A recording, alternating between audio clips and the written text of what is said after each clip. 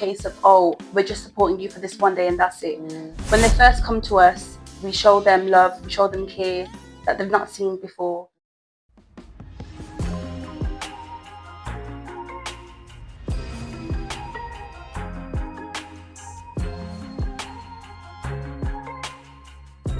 Yeah, talking about challenges, like I said, obviously it's not without its challenges, Yeah. and maybe some complex cases that we've had to deal with. I mean, do you have any examples of this, without mentioning any names, of any complex cases that we've had to deal with? Yes, so there's been a few. Some of the complex cases we've dealt with is, for example, this is just, I'll give a couple, but one of them is she was with us for 3 years.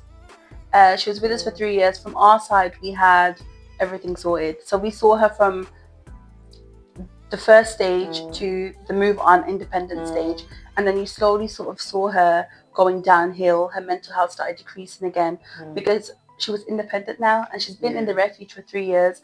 Although we were still supporting her, she needed that her own space. She had a child. I think, you know, he came to us when he was, I think, 1 year, less than a year. Yeah. And then he got to 3 years old, and she was still in the refuge. But you know, we worked hard. We had got the counselling involved. We signposted to mental health services to get her back to the independence. So that was definitely one of them. Another one would be a client we were supporting. Well, we currently are still supporting her. She's got 2 children, and it was due to her immigration status. So with her, she was never on a spouse visa. She was a dependent with her husband. And at the time that she came to us, the MDAVC wasn't there. It was the NDVC, which was only supporting those on spouse visas. So when she arrived to us, she came from, you know, a different city. Obviously, I won't say the name of the city. They were funding her. They were supporting her because she couldn't apply. She had no resource to public funds, nothing at all. So she's the one client that I actually first supported. She arrived to the refuge when it was my first week as well. So I've seen her grow. But that was definitely complex, and it still is, because she's currently applying for the asylum seeking route. And I think when we spoke with the solicitor said it's literally like such a small percentage of that that gets accepted. And unfortunately, she did apply for it and it got rejected. So now we've appealed it. So we're going through the appeal. We've raised some funds for her, and we're going through that with her now. And we're just working closely, ensuring that her mental health is good, her children's mental health is good. We've got children's services who come to the property every week. Just recently, we've applied for garden toys for the children. So now they've got climbing frames, slides, swings, a trampoline, a kitchen. So that was, I think she is definitely one of the most complex cases that we dealt with, because it was so unique and different to everybody else that came to us. So definitely her. Yeah. I mean, some of these cases, obviously, I know them very well. Obviously, you haven't mentioned them, but I do know the cases, and it's challenging, because you really want to help somebody, but you can just hit roadblocks here and there, and you can see the toll that it actually takes on this and on this survivor. And at some point, they're probably thinking, did I make the right choice by leaving? For example, the first example that you mentioned, she was such an amazing woman, go-getter. She was putting herself out there, volunteering with the police, volunteering with all the other services. And the frustrating thing was that every week she's putting in application, a bid to get rehoused and to move on from the refuge, so that she can get herself a job, get herself settled, and get herself a son into a school, because obviously her son was nearing the time where now she needs to be applying for schools, and she needs to be having the son in a permanent school. And obviously being in a refuge, it's a temporary space, so she's not guaranteed that if she applies for a school in this place, will she get it? Will she get it? And will she be here next year by the time even that this time that school starts as well? So it's really, really, really frustrating, and I can feel the lady's frustration. I can relate to it. but it's you feel like your hands are tied. You've done absolutely everything. And I like what you mentioned about the second case where you talk about you've done absolutely everything. She's got a good support network. She's got the social services. She's got the local authority where she's coming from supporting. But I know that in that particular case, it took a toll on the mental health. Very badly. It really, really did. And, you know, we had to work together. Us as a Refuge. It wasn't a case of just mental health team. No, she's living with us. We had to make extra effort, see her, visit her often, even if it meant sending her a text at 9 p.m. Hey, have you ate? And, you know, it was literally, I think it was about 2 weeks I spoke to her. And I was just sending a text, you know, checking up on her. But she explained how much that text meant to her. Her exact words were, it showed that somebody cares about me. She said to me, it was just a text, but she said, you don't understand how that text made me feel. She goes, it brightened up my evening. She goes, I slept with a smile on my face because she knew she wasn't alone. And because she's living at Contento, she knows she has a family. So that really touched me, because even though it was just a text to make sure she was okay, it made her evening. So it's just little things that sometimes we do. It may not be a major thing that we're doing, but even the smallest thing makes a difference in the survivor's life. I like when you touch on the lady saying that I feel like I'm not on my own. I feel like I'm part of a family, because that's what we strive to make the ladies feel like, that they haven't left home to be in an institution. They haven't left home to be in a hostel where there is no support. We are there for them. We are there to support them. And I also like that when you touched on the support groups, that sometimes when they talk about their stories, they realize that, well, it just didn't happen to me only. I do remember when we had one of the sessions and one of the lady was giving her own story, and 3 other broke down crying because they thought that she's telling my story, you know. So that's what is lovely about the support that we give, that we are giving them that community, we're giving them that support network within each other, so they can bounce off on each other, but they can also bounce off us, their support workers as well. Because a lot of them as well come from different areas. They don't know anybody in this area. So those events that we do where we bring them together, you're here, you're in one refuge, and the lady will say, oh, I'm speaking with so-and-so from that refuge. The meeting outside. So it's we're nice building a community for them. That's really good. Okay, right. When on the length of stay in the refuge, what would you say is ideal, without us going into the challenge? Obviously, what would be ideal? So, for example, if someone is coming in through into the refuge, what would you say would be the recommended time of stay for them to be in the refuge? So if we were taking all the challenges aside, I would say about 6 to 8 months would be the ideal time for a survivor to come from, like I said earlier, crisis to confidence.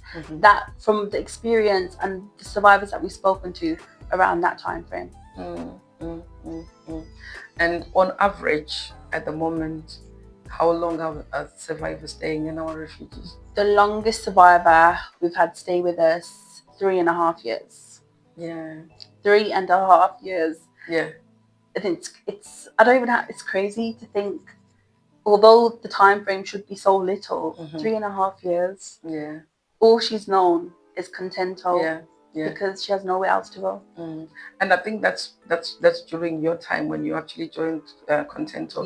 But previous to that, I think there was one that had stayed for 4 years, for more than 4 years actually. And it was really, really frustrating for them.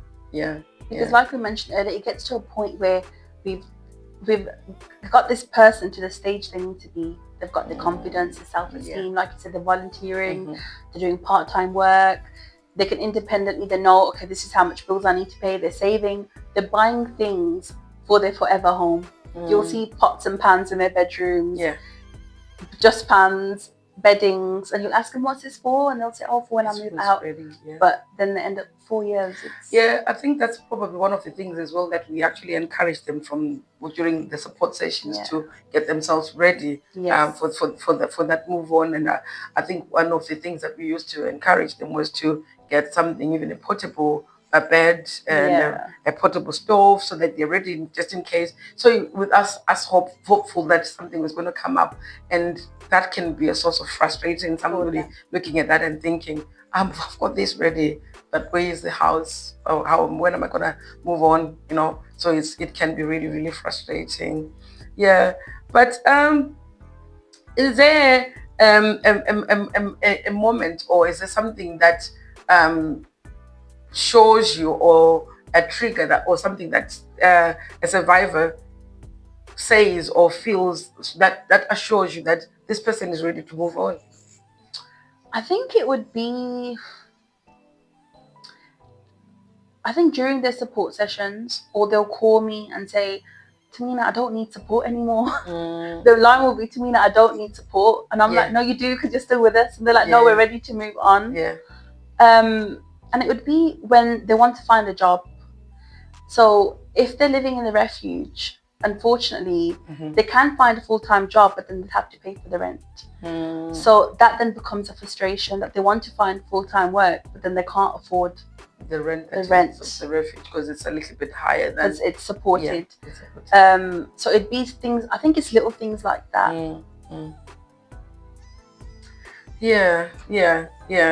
And I suppose maybe, for example, if let's say somebody is applied for a job and they have been told that they're successful, and now they have to put everything on the balance of scales to say, do I take this job? What would that mean with me staying here?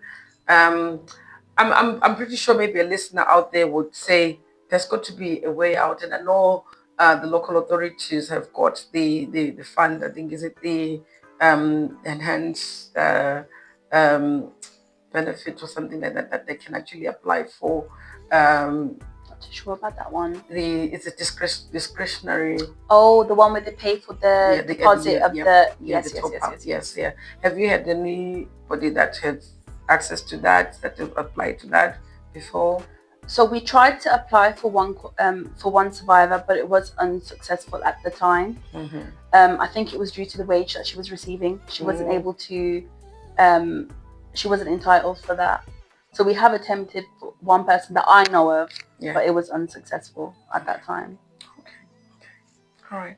I suppose it's not all gloom and horrible stories that we've just been sharing. That obviously there's frustrations, and I believe that there are some people that you've managed to transition into independence. Yes, there's been a lot. One of our star stories. The survivor stayed with us. I think it was 3 years she was with us, or just over 3 years. She had 2 children. One had additional needs. She came to us, like I said, in crisis. We managed to get her confidence up. She then found a council home. She moved out. She had everything ready because we had prepped her.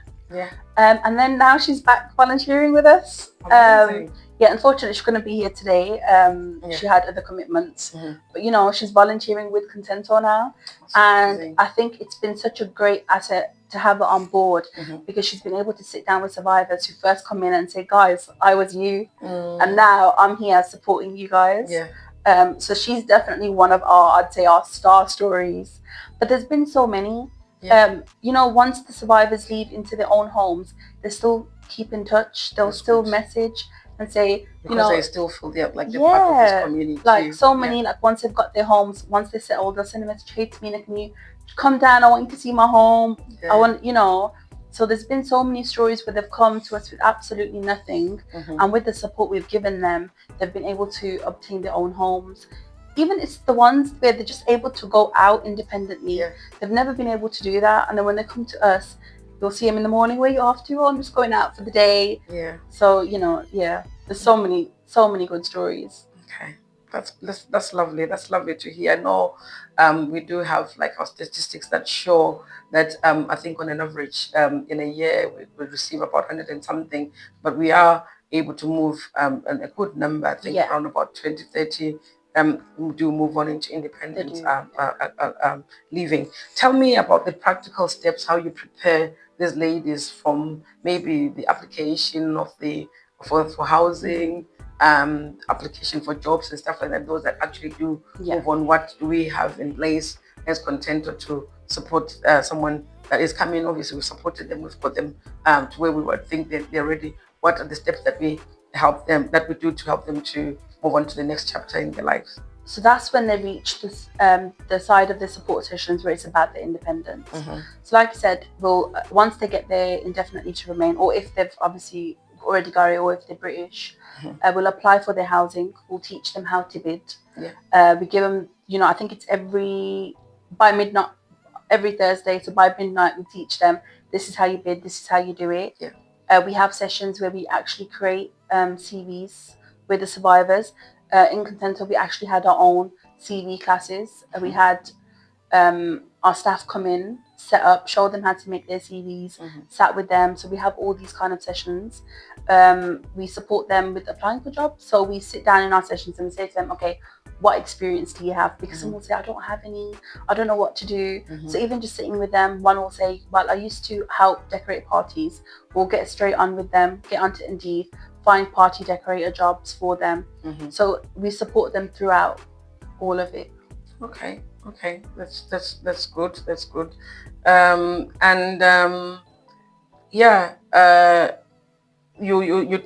I think you spoke about like some independent skills, because we are looking at obviously our campaign, a home for every woman survivor, is a way to help people to transition. So what sort of like life skills do you support people with? Because obviously some of them would not have managed a tenancy before. What life skills do you give them? So we start off with cooking, because a lot of people don't even know how to cook. So we've even had sessions where we've empowered a survivor who does not know how to cook within that refuge, and they lead the session. So we'll get the survivor, okay, this is the dish we're cooking today. We'll get the survivor to lead the session and teach everybody else within that refuge how to cook. That's one way we do things. Another way would be, for example, like I said, the CVs. Even though they think they might not have any experiences, they never worked before, it's empowering them. Yes, you have. You're able to do this. You're able to do this, so they can branch out and find roles that fit them. I know we do support sessions where we talk about budgeting, because obviously they'll now need to think about paying their own bills and what do they prioritize and things like that. And I also another. I just thought of something. If I correct? I just remembered something. Another thing the support workers have also started doing is bringing their bills in. Obviously, we'll cross off their name and their address. They'll bring their own bills in, water, electricity, and they'll use them during the support sessions and say, guys, this is what life is going to look like outside of the refuge if you're in your own home. These are the kind of bills you have to pay. We try to keep everything real. We don't want to sell a fake dream. I wish somebody could sit me down and explain how my bill works, like, because sometimes I just see this big number and I'm thinking, where is this number coming from? But if you get somebody that can actually tell you, okay, this is an estimated reading, this is an actual reading on your, let's say it's your gas and electricity bill. So for you to maintain it properly, you need to be giving the regular meter readings, and then obviously to reduce your bills. Obviously, if you know and you're keeping track of what you're spending, you know to turn off things. And I think this is one of the things that you already cover with your ladies, to say, if you're not in the room and you don't need the lights on, turn it off. The lights off. If you don't need the heating on, if it's warm on a summer day, turn it off, because this is practical. This is what somebody will need to then manage, because if they come out of a refuge, obviously we cover most of the bills for them. And if they come out of the refuge and they're not ready for these bills, they can be overwhelming. They might 100%. Actually end up thinking, maybe I'm better off going back to the perpetrator, because I can't manage all these bills on my own. Many ladies have even said, no, I want to stay in the refuge. I don't want to go out and pay bills. Because we keep it real. We don't sell a fairy tale dream to anyone. The outside world is very, very different to the refuge. So I think how we do it and the way we do it is, it has to be done. because we don't want them to go out and they're not ready. They're in their own homes, but they can't maintain the bills. Some might not even know how to use the radiator, how to switch the radiators on and off. That's something else we do. We teach them how the boiler works, how to, if the pressure's down on the boiler, we'll teach them this is how you turn the pressure up. Even something simple that we might think is simple. If a fuse box, one of the switches are down, just teach them, if you switch this back up, the lights will come back on. So there's so many things that we do, and it's hard to sort of just fit in and talk. I could just list everything. There's loads that we do. There's quite a lot, and I think one of the other things, obviously, is the advantage that we have. We've got our own in-house maintenance team that can talk to our ladies about maintaining things that break in the house, reporting them early so that it avoids it escalating and being a bigger problem. We've got our own in-house environmental specialists that do the cleaning. So I'm pretty sure they do have these conversations about, well, if you wash your dishes and you don't have something that blocks the solid things, then they will actually block your sink, and then you'll be if you throw things down the toilet and you don't make sure that they are flushable, so those are kind of things that we've got an advantage within Contento that we are able to take our ladies through so that they know exactly how to hold a tenancy, look after their own homes. Anyway, maybe just to wrap up this session, Tameena, in maybe one or two sentences or in your own words, why do you think move on accommodation is important? Why do you think this campaign that we're doing, A Home for Every Survivor, is really important to the ladies that support the survivors? So I'd start off by saying it's sort of in the name. Every woman survivor deserves a home. They've gone through so much, so much. They deserve a place they can call their own. They deserve peace and a safe accommodation. And although a refuge is safe, it's not forever. They need their forever homes. It's their right. Everybody deserves a place they can call their own, and that's their sanctuary. So that's why. Yeah, I can imagine. Obviously, the ladies moving in and they are thinking, because all our walls are painted cream. Obviously, that's standard. But somebody likes pink, somebody likes blue, but they're restricted. They can't do that in the refuge. So I think it'd be nice for somebody to pick a color and paint and put up a picture on the wall and make it their own space and make it their own home. And I think it's things like that sometimes we all take for granted. We don't realize that even doing something like that we can do, but there's people out there that can't. Do that. So the whole point of this campaign is to help those that can't do this. Wear their voice. We're giving them a voice. Yes. So, And I know, maybe like I said, we're summing up.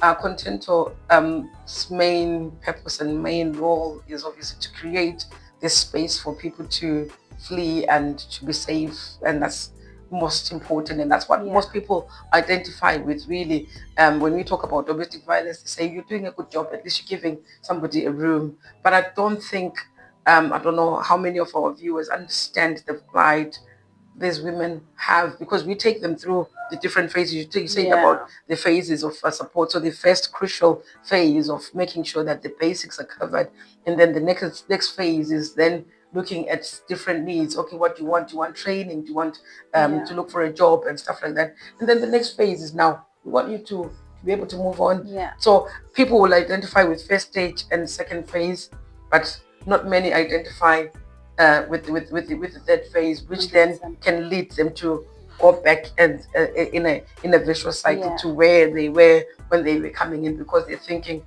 right, you got me stage 1 ticked, stage 2 ticked, but now I'm stuck on stage 3. It's like I said, it then takes them back to stage 1 again, and that's what we want to avoid with this campaign, isn't it? So thank you so much, our viewers, for joining in, and I hope our conversation with Tameena has been insightful, taking us through the journey of a survivor from the day that they're coming in, and hopefully to the day that we can see them through our doors to their own independent home that they can call their own. Thank you so much for joining us, and hopefully you join us again in the next episode for another insightful discussion that I'll have with my next guest. Thank you so much. God bless.